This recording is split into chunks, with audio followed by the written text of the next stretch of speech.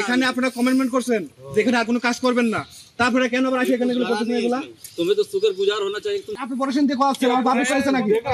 আপনি পড়াশোনা দিয়ে করাচ্ছেন এখানে?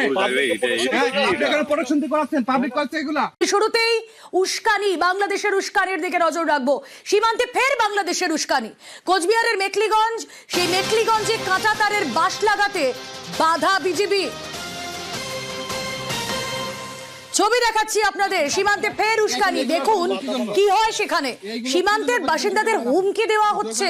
বিএসএফ এর সঙ্গেও তর্কাতর্কি বিজেপি। বর্ডার গার্ড বাংলাদেশের তরফে এরকম উস্কানি বিগত বেশ কয়েক দিন ধরে আমরা দেখতে পাচ্ছি। সীমান্তে আবারও একই ছবি দেখুন। সে বলছে এখানে আর কোনো প্রকার কোনো কাজ হবে না। আপনারা কমেন্টমেন্ট দিচ্ছেন, আপনাদের অফিসার, আপনাদের ডিআইজি লেভেলে। এখন আপনারা কেন জোর করে দিচ্ছেন? আবার বলছেন জোর করে দিবেন।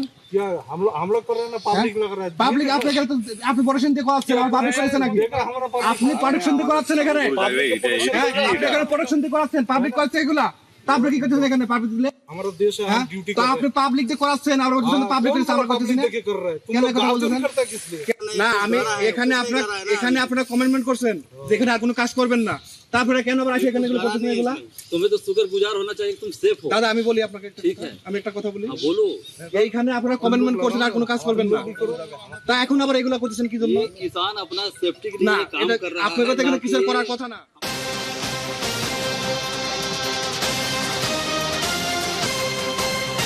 ভারতের সীমান্ত, সেখানে কাঁটাতার এবং কাঁটাতারে বাঁশ লাগানো হচ্ছে কেন? তার তো একটা ভ্যালিড রিজন রয়েছে।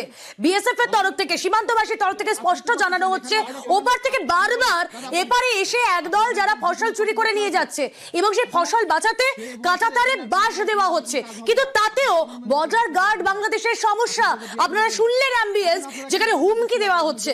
কথা বলবো, আমাদের প্রতিনিধি শুভঙ্কর রয়েছেন সঙ্গে। শুভঙ্কর, কোচবিহারের মেখলিগঞ্জ সীমান্তে এর আগেও উস্কানির ছবি আমরা দেখিয়েছি। এই বারবার থামছে না, উস্কানি থামছে না।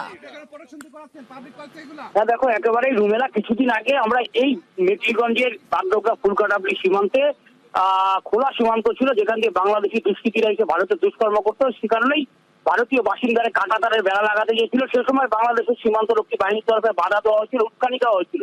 কিন্তু ভারতীয় বাসিন্দারা সেখানে কাঁটাতার লাগিয়েছিল। তারপর এদিন সেই কাঁটাতারের বেড়ার উপরে যখন বাঁশ লাগাচ্ছিল, যাতে ওই যে বেড়াটা, সেই বেড়াটা মজবুত থাকে, সে সময় বাংলাদেশের সীমান্ত রক্ষী বাহিনীর তরফে বাধা দেওয়া হয় এবং হুমকি দেওয়া হয়, কেন এইভাবে বাঁশ লাগানো হচ্ছে, এটা লাগানো যাবে না, এই যে হুমকি দেওয়া হয়। যদিও ভারতীয় বাসিন্দা যারা ছিল, যারা সেই কাঁটাতে বাঁশ লাগাচ্ছিল, তারা সেই সম্পূর্ণটা কাজ সমাপ্ত করে এবং তাদের বাসিন্দাদের একটাই বক্তব্য ছিল যে এটা আমাদের এলাকার জমি রয়েছে, আমরা আমাদের একদমই ভ্যালিড রিজন রয়েছে এবং তারা সেই কথাই বারবার বলছিলেন যে আমাদের জমি থেকে ফসল চুরি হয়ে যাচ্ছে, একদল তারা বাংলাদেশ থেকে এসে ফসল চুরি করে নিয়ে যাচ্ছে, সেই কারণে আমাদের এই ব্যবস্থা। কিন্তু না, তারপরেও বর্ডার গার্ড বাংলাদেশের হুমকির মুখে পড়তে হয় তাদের।